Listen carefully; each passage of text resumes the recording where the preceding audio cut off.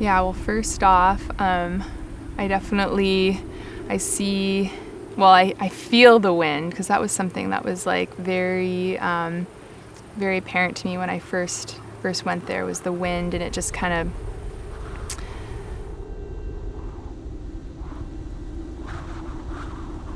it felt, very, very quiet, in terms of the only thing I could hear was just kind of this like howling of kind of the wind through my ears.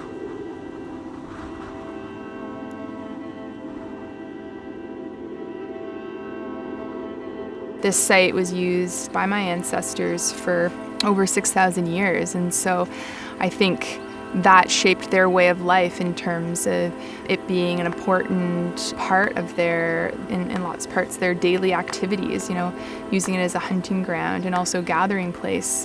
When I'm there, it just makes me, think of like all the different footsteps that have traveled along these different paths, and because that was used as a buffalo jump, I remember just imagining, because there's kind of, when you look like west, it kind of goes up, and I just imagine at any moment feeling like there was going to be like bison running down that hilltop and just like stampeding. And I was just I remember waiting there, kind of imagining that, like, I wonder if it's going to happen.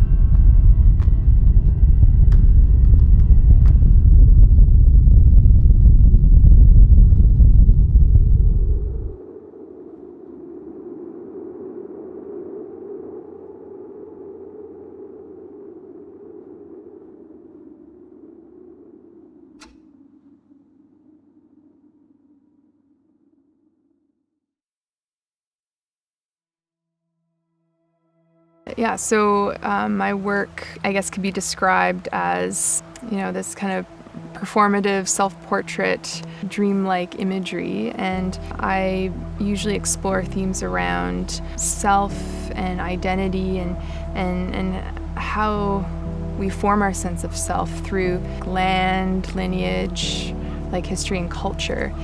And a lot of my work is informed by my mixed cultural heritage. So I'm Nahio, or Plains Cree, and British and Dutch. And I bring lots of symbols and inspirations from cultural objects and stories and traditions from both sides of my cultures into my work, and explore some of these harder conversations and ideas of who I am through my images.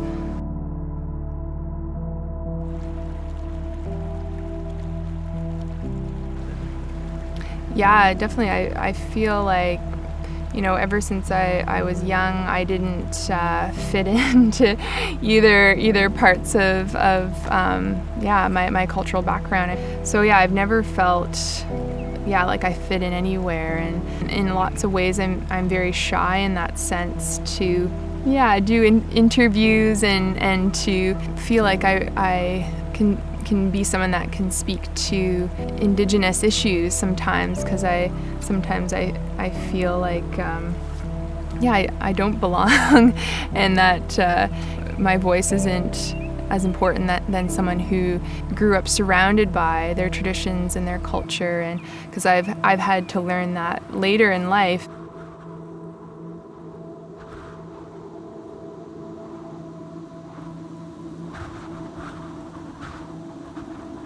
So this rock is a rock that's been sitting in this location for about 14,000 years, and it's this giant erratic that has basically slowly moved there over the last ice age, where ice would have just slowly carried it across the landscape. This rock would have been a really important rock. It would have been a trail marker for lots of travelers in the area, and it's also like a scratching pad for bison. So there's lots of kind of these indents in the rock, which are a sign that that's where the bison would have scratched up upon. But I see it as this kind of guardian that's kind of standing there, kind of almost a protector over the landscape. And it's seen a lot of history and seen a lot of people pass by. And within my photograph,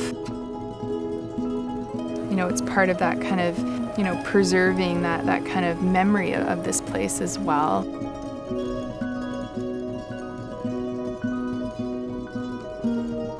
yeah, they're kind of answerless images.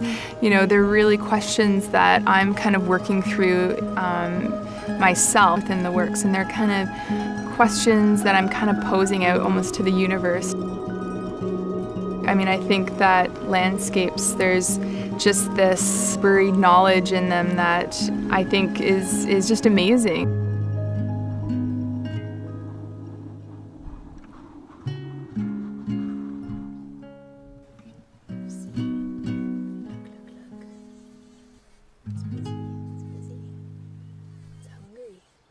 Yeah, definitely having a child of one's own. I just had a daughter last year. I mean, definitely makes you think of the world and your existence in a whole new way. And yeah, I think I want to pass on as much of our Plains Cree culture to her as I can. And so, you know, she's also as knowledgeable as she can be about, you know, our troubled history, and not to be in the dark about, you know, what has kind of happened, yeah, to our people.